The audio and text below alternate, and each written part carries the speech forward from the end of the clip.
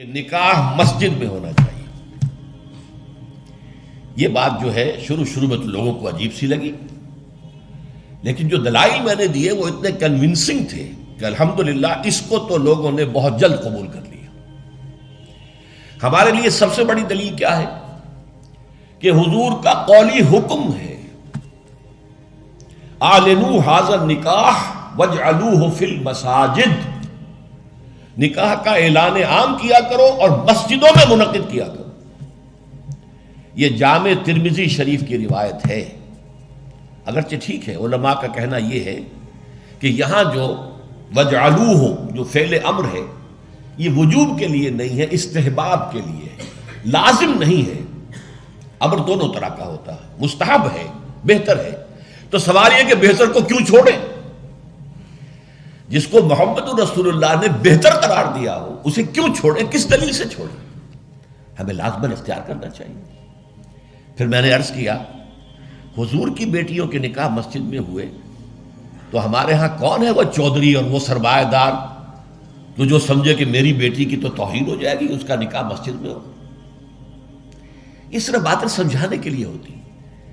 حضور کی محبت ہر مسلمان کے دل میں ہے، لیکن کسی نے ادھر توجہ دلائی ہی نہیں تو لوگ کیا کریں؟ اس میں علماء کی فیلیور ہے سب سے بڑی. اور اس کی وجہ کیا ہے؟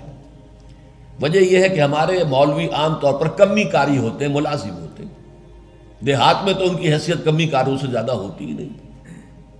وہ چودھریوں سے کیسے کہے؟ عام شہروں میں بھی مساجد کی جو مینیجنگ کمیٹیز ہوتی ہیں وہ تو سرمایہ داروں پر، لوگوں پر، اونچے لوگوں پر ملتوی ہوتی ہیں، ان سے کیسے کہیں؟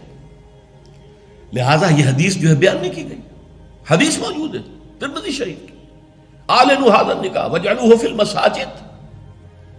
میں نے اس حدیث کا حوالہ دیا تو لوگوں کی آنکھیں کھل گئی. جب کہا دیکھو اگر فاطمہ الزہرا رضی اللہ تعالی عنہا کا نکاح مسجد میں ہو سکتا ہے تو کس کی بیٹی زیادہ عزت والی ہے حضرت فاطمہ الزہرا رضی اللہ تعالی. تیسری بات میں نے اور دی دلیل، اور اس میں غیرت کو ابھارا کہ دیکھو عیسائیوں نے اب تک اپنے چرچ اور اپنے پادری کی یہ عزت برقرار رکھی ہے. ان کی شادی چرچ میں ہوگی، کہیں نہیں ہوگی. پرنسس ہو، پرنس ہو، وہیں جائے گا. اور اس میں مجھے ایک واقعہ یاد آتا ہے، جب شادی ہونے والی تھی پرنس اینڈریو کی، اس کی بیوی کا سارا فرگوسن جو نام تھا، اور وہ ذرا نٹ کھٹ قسم کی لڑکی، کیا عورت تھی پوری. تو اس نے یہ کہا تھا، اس کا بیان آیا تھا، I will not say, I am not a timid type of woman. I won't say I will obey him. اس سے مجھے معلوم ہوا کہ ان کے نکاح کے اندر یہ قول بھی ہوتا ہے کہ پادری کے سامنے چرچ میں کھڑے ہو کر، چونکہ ان کے ہاں پردہ نہیں ہے، لڑکا اور لڑکی دونوں آمنے سامنے کھڑے ہو کر ایجاب و قبول کرتے ہیں، اور لڑکی یہ بھی کہتی ہے کہ میں اس کی تابع داری کروں گی. اس نے کہا میں نہیں کہوں گی، یہ کہنا تو پڑا. اس کے بغیر وہ پرنس اینڈریو کی دلہن نہیں بن سکتی تھی. شادی جو ہے وہ تو بہرحال چرچ میں ہوئی.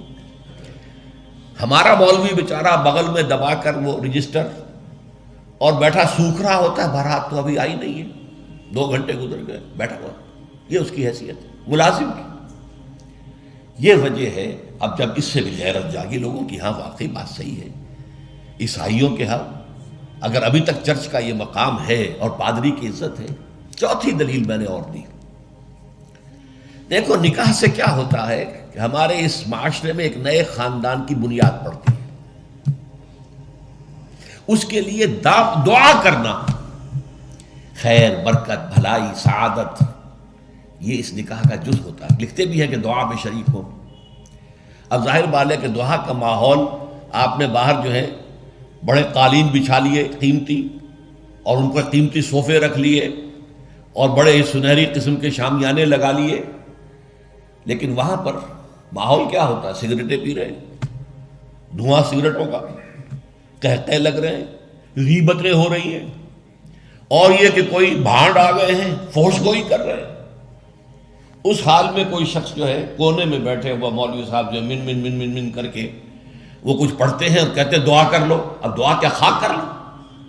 دعا کے لیے ماحول ہوتا ہے، دل کی آمادگی ہوتی ہے، ذہنی اور نفسیاتی تیاری ہوتی ہے، تب دعا ہوتی ہے نا.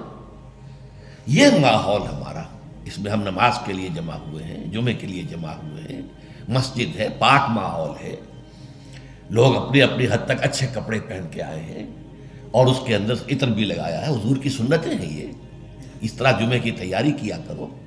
اس ماحول کے اندر کوئی دھواں نہیں ہے سگریٹ کا، کوئی قہقہ نہیں ہے، کوئی غیبتیں نہیں ہو رہی ہیں، کوئی بکواس نہیں ہو رہی ہے، یہاں دعا کا ماحول ہے۔ تو یہ 4 دلیلیں ایسی تھیں کہ جو قاطع تھیں اور ہیں الحمدللہ۔ تو پہلی بات کہ مسجد کے اندر نکاح کی محفل منعقد کی جائے، اس کے لیے میں سمجھتا ہوں کہ ذرا سی تعلیم اور تلقین اگر ہو جائے، اور اگر حکومت کی سطح پر یہ کام ہو، ابھی تک تو یہ میں انفرادی طور پر ہو چکے ہیں، اب اس کو 30 برس میں نے جدوجہد کی ہے، ہماری تحریک کے تحت ہوئی ہے، اگر کہیں یہ سرکاری سطح پر، حکومت کی سطح پر ہو جائے تو یقیناً یہ ہے، میں کہتا رہا ہوں کہ بھئی برادریوں کے سطح پر فیصلہ کرو چلو، لیکن سرکاری سطح پر ہو جائے تو کیا کہیں۔